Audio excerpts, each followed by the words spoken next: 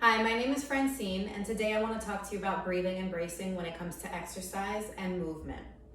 So the basic rule of thumb when it comes to working out and breathing is that you want to exhale on your exertion. And then depending on how hard the movement is, depends on how hard you brace through the movement.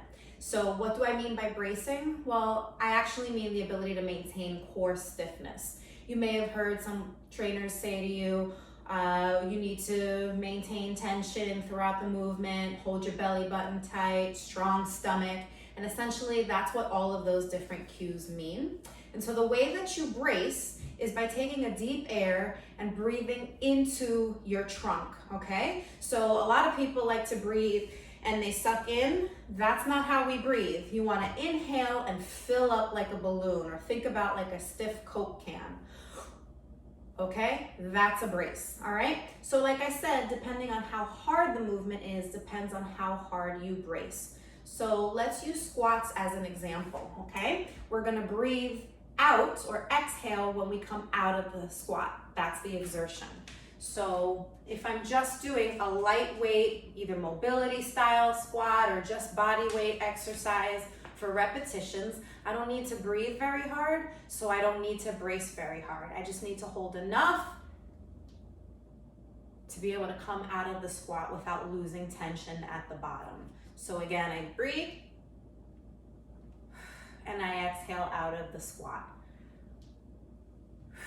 Now, if I were to be doing something with heavier load, like with the weight, then I need to breathe a little bit harder. So I take a deep breath and I come out with the exhale. Now, if I'm doing something even heavier, maybe really heavy kettlebells, 2 kettlebells, front squat with a barbell or dumbbells, or a back squat with a barbell, then I need to brace harder. And so the harder I brace, the harder I have to push the air out at the top or the end of the rep, okay? Now, when it comes to maximum effort and you're putting everything you've got into it, you're holding that stiffness for as long as you can, and then you're just releasing to be able to get back into that stiff position and squat back down again, okay? Same is true for deadlifts, same is true for rowing exercises, pulling. You've gotta focus on maintaining core stiffness to be able to get that. And again, breathe in or breathe out into your belly, expand, feel this all press outwards, 360 degrees, and then go through the movement. So we're gonna try that again with a plank, because the same is true for plank or core exercises. You need to be able to maintain that stiffness. So I'm gonna take a deep breath as I get into the plank.